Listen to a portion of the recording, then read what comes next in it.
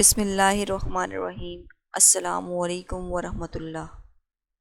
ابو انس ایک نیک تاجر تھا۔ اس کا چھوٹا بھائی یونیورسٹی میں پڑھتا تھا، جس کے جملہ اخراجات ابو انس پورے کرتا۔ کچھ عرصے بعد ابو انس کا جوانی میں ہی انتقال ہو گیا۔ لواحقین میں نوجوان بیوہ اور ایک بیٹا انس رہ گیا۔ کچھ دن بعد ابو انس کا چھوٹا بھائی بھی اس کے گھر منتقل ہوا اور یہ آسرا دیا کہ مرحوم بھائی کی تجارت سنبھالنے کے ساتھ یتیم اور بیوہ کی کفالت بھی میں کروں گا۔ کچھ وقت تو معاملہ ٹھیک چلتا رہا، بعد میں اس کی نیت میں فتور آ گیا۔ اس نے چپکے سے ساری جائیداد اپنے نام کرائی اور راتوں رات سب کچھ فروخت کر کے امریکہ بھاگ گیا۔ پیچھے یتیم اور اس کی ماں سڑک پر آ گئے۔ اس بدبخت نے امریکہ جا کر گاڑیوں کا کاروبار سیٹ کر دیا اور ایک گوری لڑکی سے شادی بھی کر لی۔ اس کا بزنس چمک اٹھا اور یہ ارب پتی بن گیا۔ 15 برس بعد اسے خیال آیا کہ اب وطن واپس جانا چاہیے۔ یہ سوچ کر وہ اردن آ گیا اور پھر یہیں بزنس کرنے کا ارادہ بنا۔ اس نے عزینہ کے نام کے علاقے میں ایک بڑی جگہ خریدی اور اس پہ شاندار بلڈنگ بھی تعمیر کر دی۔ پھر یہاں بھی گاڑیوں کا بزنس شروع کر دیا۔ کچھ عرصے میں ہی اردن بھر میں اس کا ڈنکا بجنے لگا۔ ادھر انس اور اس کی ماں انتہائی قسم پرسی سے رات دن گزارتے رہے۔ ایک خیراتی ادارے کے تعاون سے انس نے تعلیم حاصل کی اور اب وہ شادی کر کے نوکری بھی کرنے لگ چکا تھا۔ غربت کے باوجود وہ اپنی ماں کا بہت خیال رکھتا، مگر بدبخت چچا کو کبھی اس کا خیال ہی نہیں آیا۔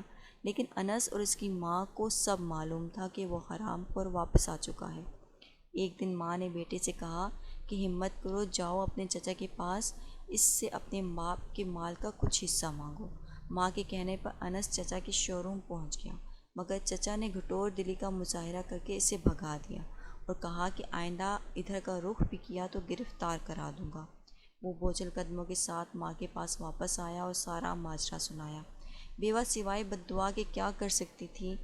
اس حرام خور بزنس مین نے اب اردن میں رہنے کا فیصلہ کیا تھا اور ایک جنت نما محل تعمیر کر چکا تھا، اور اب اس نے بیوی بچوں کو اپنے پاس اردن بلا لیا۔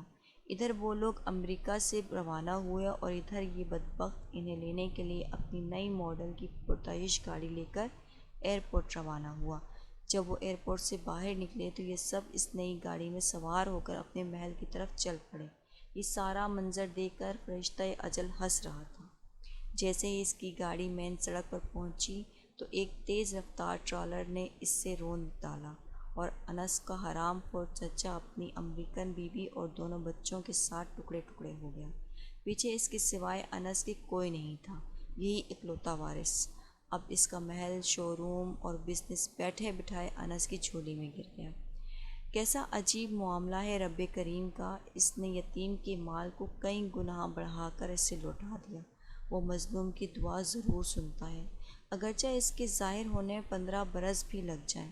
دوسرا یہ کہ وہ ظالم کو ڈھیل ضرور دیتا ہے، لیکن جب پکڑتا ہے تو سامانِ عبرت بنا کر چھوڑتا ہے۔